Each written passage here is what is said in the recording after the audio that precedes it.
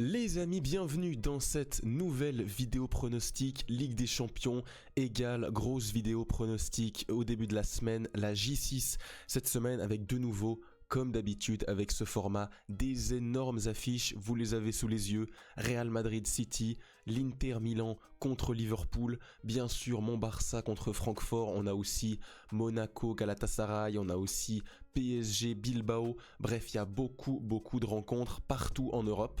Bien sûr, pour ce genre de format, j'attends comme d'habitude vos pronos dans les commentaires, c'est toujours intéressant de se mouiller, il y a énormément de matchs, faites bien sûr attention si vous pariez, faites gaffe, c'est toujours très dur à prédire la Ligue des Champions, en tout cas on va essayer de se mouiller aujourd'hui, comme d'habitude, vous pouvez trouver en dessous dans la barre de visionnage les matchs qui vous intéressent, on va mettre les petits timecodes dans la description, donc vous pouvez aller voir ce qui vous intéresse, et nous, on est tout de suite parti pour la première rencontre de cette semaine. La première rencontre, comme par hasard, on va parler du Barça. Pourquoi ? Parce que c'est le match de mardi soir 21h au Camp Nou. Le retour de la Ligue des Champions au Camp Nou depuis bientôt 2 ans. Je sais même plus quel était le dernier match, peut-être l'Inter ou Benfica sur une phase de poule. Ça fait énormément de temps qu'on n'a pas eu la Ligue des Champions, la petite musique au Camp Nou. Ça sera donc le retour face à l'ogre l'Eintracht Francfort qui nous avait totalement démonté en Europa League il y a 2-3 ans, c'était minable, vous vous en souvenez, le stade qui était acquis à la cause de Francfort, c'était la honte absolue, les supporters de Francfort bloquaient les sorties, on pouvait pas sortir, bref, c'était complètement le cirque. En tout cas, voilà, le Barça aura à cœur de se venger, aura à cœur de gagner des points, parce qu'on va le regarder, la situation des deux clubs, elle est préoccupante, le Barça est 18ème avec seulement 7 points, il faut engranger des points, le calendrier qui arrive est plutôt favorable, Francfort, Prague, Copenhague, tu peux faire 3 victoires mais il faut le faire, t'es sur 0 victoire lors des 2 derniers matchs avec Bruges et Chelsea, bien évidemment la grosse défaite, il faut que tu prennes des points, il faut que tu remontes, il faut que tu ailles jouer le top 8 pour cette fin de qualif, donc il va falloir prendre des points. Pour Francfort c'est plus compliqué, t'es à 4 points, t'es 28ème, t'es pas si loin que ça des places qualificatives, mais c'est vrai que sur un déplacement à Barcelone, t'as pas forcément mis dans ton programme de prendre les 3 points, c'est une équipe qui aura moins de pression. Pour parler bien sûr comme d'habitude des deux équipes et la forme des deux équipes, le Barça ça va plutôt bien sûr on les suit, 3 victoires consécutives, au moins 3 buts marqués sur les 3 derniers matchs, avec bien sûr une très belle victoire contre l'Atlético et plus dernièrement contre le Real Betis, une vraie belle victoire, en tout cas une vraie première heure remplie. Derrière il y a eu une petite fin de match un peu compliquée, 2-3 erreurs individuelles, mais franchement au global on a analysé la rencontre, on était positif, on a vu des vraies belles choses, un positionnement un peu axial pour Lamine Yamal, on a vu des joueurs se reposer comme Rafinha, comme Lewandowski qui devrait débuter contre Francfort, même un Frenkie de Jong, donc c'est positif, un Pedri et un Lamine Yamal qui commencent à retrouver un rythme de croisière plutôt positif, un Juan Garcia qui sera bien sûr là, donc franchement c'est une équipe du Barça vraiment en jambes, avec j'ai l'impression qu'ils ont vraiment envie d'enclencher une nouvelle dynamique, de commencer presque une nouvelle saison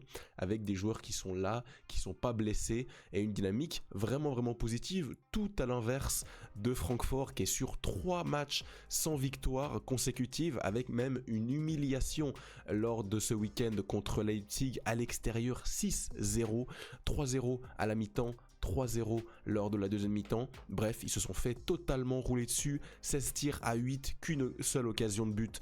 Pour Francfort, ça va pas très bien pour eux. Ils sont 7ème en Liga, on a vu leur classement, 28ème en Ligue des Champions, ils sont en difficulté, même s'ils restent dans la course à la Ligue des Champions, ils sont pas non plus à la rue, ils sont qu'à 2 points seulement du Bayer Leverkusen, tout reste à jouer. Maintenant c'est vrai que depuis le départ d'Ekitike, depuis le départ de Marmouche, il y a beaucoup de joueurs qui sont partis, t'as du mal, t'as toujours Ritsu Doan qui est plutôt bon, mais derrière franchement, défensivement surtout, c'est vraiment très compliqué. Pour moi, vous le savez, l'équipe de Francfort, c'est une équipe qui va essayer de jouer, c'est pas l'équipe qui va venir mettre le bus, c'est pas du tout le style, c'est pas du tout à ça que je m'attends de la part de Francfort. J'attends une équipe qui va essayer de jouer, et à ce petit jeu là contre ce Barça avec des renforts quand même, comme Rafinha, comme je sais pas si on aura le retour de Fermin Lopez peut-être. Je pense que là, Francfort, ils vont se manger une équipe très très en forme du Barça, qui aura envie de laver cette humiliation subie il y a maintenant presque 3 ans, hein. C'était en 2022, donc ça fait déjà 3 ans, plus de 3 ans. C'était au Camp Nou, en Europa League 2-3, avec voilà, ce but de Kostic, bref, je m'en souviens encore comme si c'était hier. Et c'est vrai qu'on n'a jamais battu l'Eintracht Francfort encore. Pour moi, c'est véritablement l'occasion de le faire. Je nous vois gagner. Franchement, je vais être clair avec vous. Avec quel compo, je ne sais pas. Avec Eric Garcia dans l'axe, peut-être. Avec voilà, j'ai confiance en mon équipe. On a enchaîné, voilà, quand on regarde la forme, 3 matchs sans victoire pour Francfort, 3 matchs sans défaite pour le Barça, 3 victoires. Donc voilà, je nous vois l'emporter, je nous vois marquer des buts, je nous vois repartir vers l'avant dans cette compétition.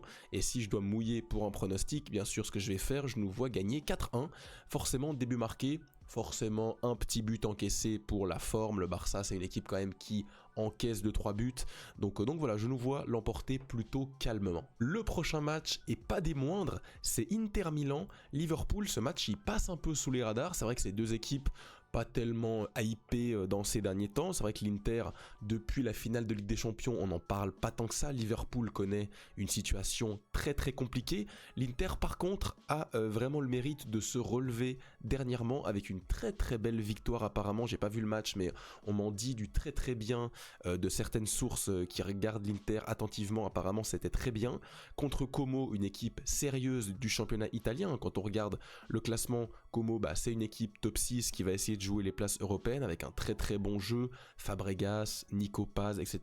Il y a beaucoup de joueurs référencés à Como. Ils leur ont mis 4-0 quand même, un 2-0, 2-0 non, 1-0 à la mi-temps, 3-0 lors de la deuxième mi-temps, avec des joueurs qui commencent à reprendre un peu de rythme, notamment Thuram et Martinez, qui n'ont pas les deux commencer la saison de la meilleure des manières. Barella également un petit peu compliqué cette saison. T'arrives quand même à être vraiment solide défensivement avec cette défense à 3. Bastoni, Acerbi, Akanji qui fait son apparition à la place de Pavard, parti à Marseille. T'as Enrique qui a même mis sa première passe D sous le maillot de l'Inter. Di Marco également à gauche. Bon, c'est une équipe très sérieuse à domicile, c'est toujours très très solide. En plus, tu vas t'affronter une équipe qui est en perdition totale, l'équipe de Liverpool. Quand on regarde, une seule victoire lors des 5 derniers matchs et tu sors d'un drama. Le drama juste ici avec Mohamed Salah qui a totalement sorti les armes en conférence de presse. Il a enchaîné 3 matchs sur le banc et voilà, ça fait forcément parler. Il a totalement dégoupillé en conférence de presse. C'est de mauvais augure. Il sera normalement suspendu par le club. Il va rester à Liverpool, je pense, pour ce déplacement. Mais Liverpool, malgré tout, sans Mohamed Salah, c'est compliqué et ça ne fonctionne pas. Toujours d'énormes problèmes défensifs. On a un Konaté, Van Dijk qui sont à l'envers complet. Wirtz, Gakpo, ça ne fonctionne pas. Kerkez, c'est trop léger. Alisson n'est pas forcément au niveau, ne fait pas les arrêts qu'il devrait faire. Et derrière, tu perds des points. En première ligue, t'es à la rue complet. T'as déjà, t'es 10e. Voilà. Est-ce que Liverpool, on pouvait imaginer qu'ils étaient 10e après 15 journées, 10 points déjà de retard sur Arsenal leader, 8 points sur City. Bref, ça semble déjà terminé pour la course au titre, même la course à la Ligue des Champions. Il va falloir s'accrocher parce que ça avance assez rapidement. T'as déjà 3 points de retard sur Crystal Palace, 2 points sur Chelsea, 2 points sur Manchester United. Ça va vraiment devenir compliqué pour Arne Slot. Ça peut être un match à la vie, à la mort pour Slot. Si on a une grosse défaite, pour moi je n'écarte pas le licenciement d'Arne Slot dans la foulée. L'Inter reste sur en plus une victoire à l'extérieur contre Liverpool. C'était lors de la phase de poule de Ligue des Champions en 2022. Ils avaient fait une victoire chacun. Les 2 victoires étaient à l'extérieur. Bon, ça va être intéressant pour moi. Dans l'état actuel des choses, dans la dynamique des 2 équipes, j'ai plutôt envie de me pencher sur l'Inter Milan, à domicile, solide. Et Liverpool, franchement, Liverpool, on n'a plus aucune garantie. Ça part dans tous les sens. Le vestiaire semble totalement perdu. Donc je sais pas du tout comment ça va se passer. Mohamed Salah, en plus, ne sera pas de la partie, même s'il n'est pas du tout bon actuellement. Franchement, si je devais donner un pronostic comme ça, je dirais l'Inter Milan. Je dirais une courte victoire 1-0. L'Inter, c'est souvent une équipe qui n'encaisse pas de but, qui est assez solide, qui joue intelligemment, qui peut piquer, que ce soit en transition rapide, que ça soit sur coup de pied arrêté. C'est une équipe qui a vraiment de la qualité à tous les postes. Donc je vois l'Inter et je vois Liverpool continuer à sombrer. et ben voilà, à partir d'un moment, il faudra aussi prendre des décisions du côté de Liverpool. On sait qu'il y a possiblement un jeu de chaises musicales, Xabi Alonso, Arne Slot, je sais pas comment ça peut se passer, Steven Gerrard, bref, voilà, j'ai pas la science infuse par rapport à ça, mais c'est vrai que Arne Slot, ça commence à être très très compliqué, il patauge depuis maintenant quelques semaines, et ça fait peine à voir pour Liverpool. On enchaîne avec un match capital pour Marseille. Alors l'Union Saint-Gilloise, on va assez peu en parler, on va juste regarder leur classement, et celui de Marseille également, c'est intéressant, les deux équipes sont en course encore pour se qualifier dans les 24, l'OM a fait un très très bon résultat en gagnant contre Newcastle, ça les a permis de se replacer dans ce top 24, l'Union Saint-Gilloise a également gagné, ils sont donc à 6 points en 5 journées, tout reste ouvert pour ces deux équipes, et c'est vrai que l'équipe qui vient à gagner cette rencontre aurait vraiment un pied, j'ai envie de dire, dans les 16e de finale. Ce serait vraiment pas mal pour Marseille de l'emporter ici. Derrière, tu as des matchs compliqués contre Liverpool, contre Bruges. C'est le match le plus facile sur le papier qui te reste à jouer, tout simplement. Donc il faut gagner. Marseille reste sur une petite dynamique négative avec deux mauvais résultats, on va le dire. Match nul à la toute fin de match sur une touche assez lunaire contre Toulouse à domicile. Défaite assez sévère, enfin dans le sens où t'étais pas très bon contre Lille. Bon, avant ça, t'as eu une bonne dynamique. Est-ce que c'est un petit coup d'arrêt de 2 matchs et tu vas repartir, ou est-ce que c'est une vraie petite début de crise qui va s'installer? J'espère pas pour Marseille, hein, qui est quand même assez bien classé en Ligue 1, même si commence petit à petit à perdre la tête, hein. Forcément les deux derniers résultats sans victoire, bah, ça te distance déjà de Lens et du PSG. Il va donc falloir relancer la machine rapidement, et ce dès ce match-là, hein, tout simplement contre l'Union Saint-Gilloise. Bon, est-ce que tu as vraiment la capacité de le faire? En tout cas, sur le papier, j'ai envie de dire que oui. Tu as clairement les joueurs pour venir à bout de cette équipe de l'Union Saint-Gilloise. Greenwood, Aubameyang, Peshao. C'est toujours le problème du milieu de terrain. Qu'est-ce que tu fais? Højbjerg, est-ce que tu mets Vermeeren, O'Reilly, Gomez qui est vraiment en difficulté sur ce début de saison? Qui est-ce qui est présent en défense? Est-ce que Aguerd est là ou non? On sait qu'il a une pubalgie, l'équipe du Maroc, la CAN. Bref, c'est pas simple hein, pour De Zerbi de jongler avec toutes ces incertitudes. Mais malgré tout, je suis positif pour l'équipe de Marseille. Je pense qu'ils vont gagner ce match dans la difficulté.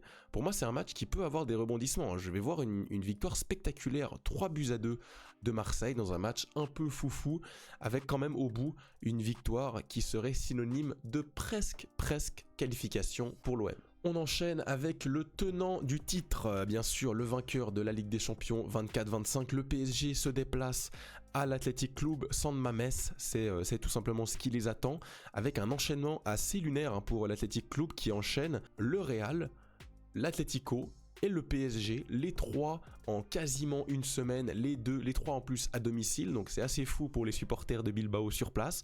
Bilbao qui a une équipe qui est pas dingue, franchement, on va pas se mentir, ils se sont fait balayer par un des pires Real Madrid de ces dernières années, ils sont que 7ème, en Ligue des Champions, c'est pas beaucoup mieux, ils ont du mal, pour l'instant, ils sont même pas top 24, ils sont 27ème avec 4 points en 5 journées, le PSG, on va pas en parler, ils sont absolument monstrueux, ils ont perdu quand même contre le Bayern Munich sur un match vraiment compliqué pour eux, où c'était presque fait battre par plus fort qu'eux, mais derrière ils ont bien réagi contre Tottenham, ils sont clairement en piste pour aller chercher ce top 2 final. Le top 2, vous le savez ou pas, c'est un avantage vraiment énorme. Pourquoi? Parce que tu vas recevoir à chaque fois dans les prochains tours le match retour à domicile, donc c'est vraiment important de faire partie de ce top 2.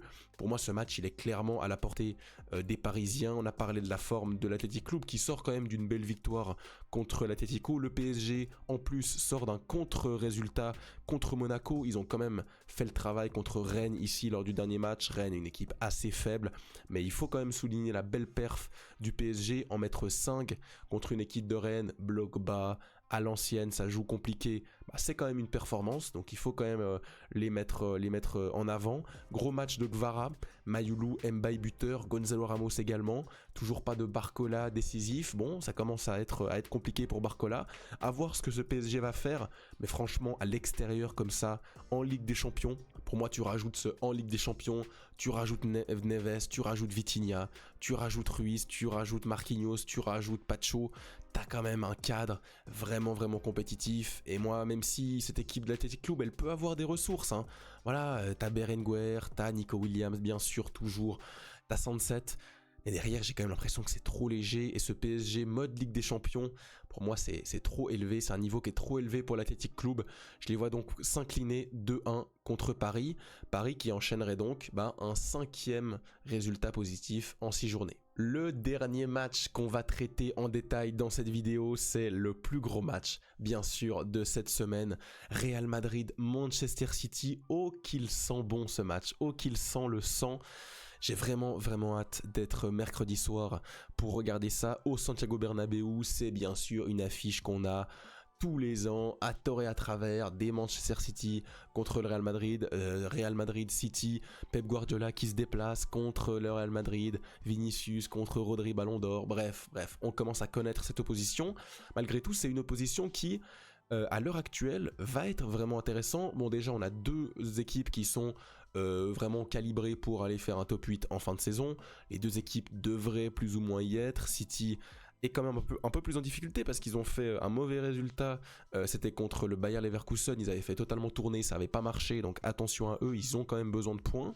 Et derrière, t'as un Real Madrid qui est en crise totale, ils ont perdu 0-2 ce week-end à domicile, l'humiliation, double carton rouge pour Fran Garcia, pour Carreras, un match encore très laborieux dans le jeu. C'est vrai que je débriefe plus tellement les matchs du Real Madrid, mais celui-là j'aurais pu parce que c'est vraiment calamiteux ce qu'on a eu, un milieu de terrain qui n'a ni queue ni tête, aucun jeu, aucune défense, Militao blessé, Asensio qui fait n'importe quoi, Mbappé, Vinicius ça ne fonctionne toujours pas, un milieu de terrain totalement dysfonctionnel, un Bellingham qui ne trouve pas sa place, Güler j'en parle pas, Valverde très mauvaise forme actuellement, donc c'est un Real Madrid qu'il faut prendre, qu'il faut taper. Ils ont totalement perdu leur avance en Liga, une seule victoire sur les 5 derniers matchs, c'est totalement le moment pour les prendre. City qui en plus sort d'une très belle perf, Ryan Cherki, Larabona, bref ça joue, 1-2, tiki-taka, ça régale, 3-0 contre Sunderland, banger de Luis Diaz, but de Gvardiol, but de Foden, t'as un Haaland qui marche sur l'eau en ce début de saison, il est déjà à plus de 30 buts, ça va être un vrai duel Haaland-Mbappé, j'espère que ce duel va nous faire des étincelles. En tout cas, on a deux équipes qui semblent à la croisée des chemins, quoi. Manchester City c'était très compliqué la saison passée,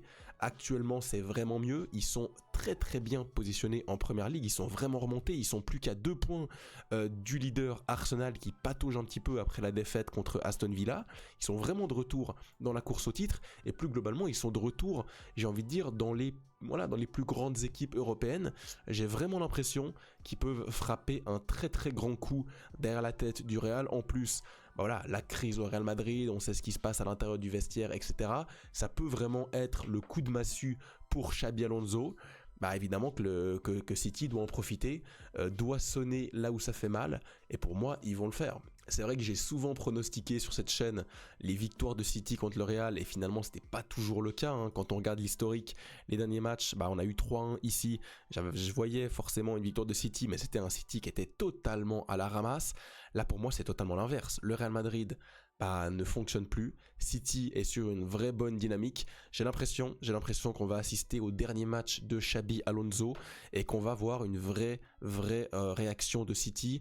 C'est vrai que le Real Madrid semble tellement touché mentalement que tu as l'impression que tu leur mets un but, tu leur mets 2 buts et derrière ça va s'effondrer, il n'y a plus de révolte, il n'y a plus de leader, il suffit que ça déraille un petit peu et derrière le match semble terminé. C'est pour ça que je vais miser sur une victoire assez choquante, mais je vais miser sur une victoire 0-3 de Manchester City qui humilie le Real au Bernabéu. Franchement, dans l'état actuel des deux équipes, c'est un résultat que j'arrive à voir, j'arrive à imaginer ce genre de résultat. On a parlé des matchs qui m'intéressent le plus. Si on veut regarder un peu plus de rencontres, on a bien sûr des matchs intéressants quand même que j'ai pas évoqués. Bayern Sporting, ça peut être un match intéressant à regarder à 18h45. En plus de ça, ça se met, hein. Franchement, il n'y a pas grand chose à voir à cette heure-là. Atalanta Chelsea, également intéressant. On a un Monaco Galatasaray très intéressant à Louis II, avec une équipe de Monaco en totale découverte qui a fait 2-2 à Paphos. Il leur faut des points, donc ça peut être intéressant. Galatasaray très bien placé, Osimhen très fort sur cette Ligue des Champions. On a parlé bien sûr de l'OM. Quand on regarde pour mercredi des affiches qu'on a un petit peu laissées de côté, on a bien évidemment un Leverkusen Newcastle intéressant, Benfica Napoli, ça peut être également sympa. Villarreal-Copenhague à 18h45. Et voilà, c'est tout. On a Arsenal qui se déplace à Bruges, ça peut être intéressant. Derrière, voilà, on va pas se mentir, il n'y a pas non plus des grosses affiches qui nous intéressent. En tout cas, nous les amis, on se quitte déjà pour cette vidéo. On a terminé, on a tout pronostiqué ce qui m'intéressait. On se retrouve donc pour les débriefs. Demain, débrief Barça-Francfort. Mercredi, débrief Real Madrid-City. Voilà, on a beaucoup de travail cette semaine. En tout cas, j'espère que vous répondrez présent sur la chaîne. Et nous, on se dit comme d'habitude, à très bientôt. Ciao et bien sûr, Visca Barça.